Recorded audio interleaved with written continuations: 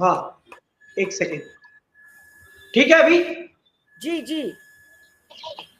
देखिए, कुछ भी नहीं है, इंसान की नीयत होनी चाहिए। हमारे देश के प्रधानमंत्री की नीयत खुद के लिए बहुत बड़ी है, देश की जनता के लिए कुछ भी नहीं है, और ये 12 साल में हर मुद्दे पर साबित हुआ है। आप प्रधानमंत्री के वक्तव्य को देखिए, वो हमेशा हर मंच पर से कहते हैं कि मैं कभी कुछ छोटा सोचता ही नहीं, मुझे छोटी छोटी बातें पसंद ही नहीं है, मैं सिर्फ बड़ा ही सोचता हूं। लेकिन बड़ा वो सिर्फ अपने लिए सोचते हैं, वो कभी जनता के लिए नहीं सोचते हैं, आज तक साबित नहीं हुआ है। आज 12 साल के बाद आरटीआई की है हमने, तब पता चला कि पहली रैली के अंदर 50 करोड़ खर्च हुए हैं। अरे भाई, 12 साल हो गए इस प्रधानमंत्री को, अब पहली बार क्यों सोच रहे हैं? नमस्ते ट्रम्प कोरोना के वक्त 100 करोड़ में किया था, कभी आरटीआई करवाई कि 100 करोड़ कैसे खर्च हुआ था नमस्ते ट्रम्प में? हर साल जब भी G20 आता है, जिस पीरियड के दौरान इतने बड़े विश्व के अंदर हर देश उसको शायद 500-600 करोड़ खर्च करके कर देता है, और हमारे प्रधानमंत्री ने कितने करोड़ में G20 किया था? 4000 करोड़। ये पहली बार है क्या 50 करोड़ में रैली की? क्या किसी ने आरटीआई करवाई कि ये G20 में 4000 करोड़ रुपयों का खर्च कैसे किया, कहां किया और क्यों किया? जबकि G20 उसकी पूरी क्रेडिट प्रधानमंत्री कहते हैं कि मैंने करवाया। अरे भाई, हर देश में होता है, बारी बारी होता है, क्रोनोलॉजी में जब भी जिसका टर्न आता है उसके वहां होता है, हर देश करता है 500-700 करोड़ के अंदर, और तुमने 4000 करोड़ खर्च कर दिए, तुमने कोई हिसाब दिया? ये मोदी जी कभी हिसाब देते हैं क्या? हमारे देश में प्रधानमंत्री जो फंड है, जिसको आज पीएम केयर फंड कहा जाता है, उसे कहा जाता है कि वो तो प्राइवेट है। भाई, क्या इसके पहले प्राइवेट था? 12 साल में प्रधानमंत्री का जो पीएम केयर फंड है, उसका 1 रुपए का भी हिसाब इस देश को 12 साल में मिला है क्या? नमस्ते ट्रम्प के बाद जब हाउडी मोदी फॉरेन में किया गया, वहां भी हमारे एनआरआई के करोड़ों रुपयों खर्च करके कराया गया था, और ट्रम्प का प्रचार करके आज ट्रम्प कहां है और मोदी जी कहां है, एक दूसरे के सामने भी नहीं देखते।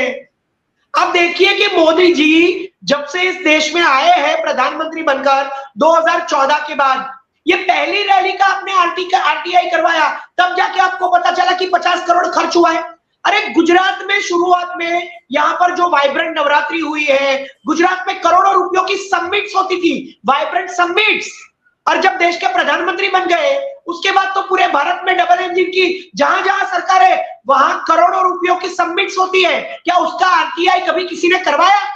आज हम 12 साल के बाद एक रैली का आरटीआई करवा के 50 करोड़ के खर्च पर हम सरप्राइज हो रहे हैं। अरे, इस प्रधानमंत्री ने तो पूरे 12 साल में, मैंने आपको इतने उदाहरण दिए, करोड़ों रुपए खर्च कर दिए।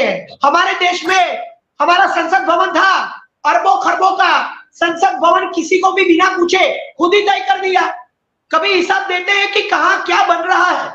आपने अभी बात की कि लखनऊ के अंदर अभी 250 करोड़ की मूर्तियां लगा दी, वो 4000 करोड़ की मूर्ति गुजरात में सरदार वल्लभ भाई पटेल की लगा दी। अरे भाई, देश में 80 करोड़ लोगों को तुम 5 किलो राशन देते हो, हमारा देश भिखारी के तौर पर है। अगर 140 करोड़ में से 80 करोड़ 5 किलो राशन पर अगर वो अपना निर्वाह गुजार करते हैं, खाना खाते हैं, तब जाके उनको रोटी मिलती है, वहां तुम 250 करोड़ की मूर्तियां लगा देते हो बिना कुछ पूछे। और मनरेगा जैसी स्कीम के अंदर जब आप उसका नाम बदल देते हो, तब आप तय कर देते हो कि 60% केंद्र से राज्य सरकार देगी, तब तो आप खुद तय कर लेते हो खर्चा, तो क्यों मनरेगा में क्यों पूरा खर्चा नहीं देते हो आप? तो ये जो प्रधानमंत्री की नीयत ही ऐसी है भाई। सालों से अगर इस देश में खर्चे हो रहे हैं, प्रधानमंत्री के विदेश के खर्चे हो, रैलियों के खर्चे हो, सभाओं के खर्चे हो, उसका एक पूरा प्रोटोकॉल होता है, बजट होता है, बजट तय होता है, उसके बाद उसके ऊपर खर्चे किए जाते हैं।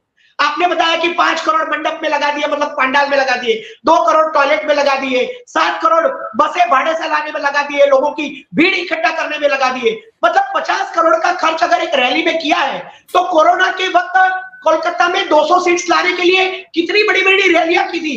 12 साल में कितने इलेक्शन लड़े हैं इन लोगों ने, और सारे इलेक्शनों में करोड़ों रुपयों का खर्च हुआ है।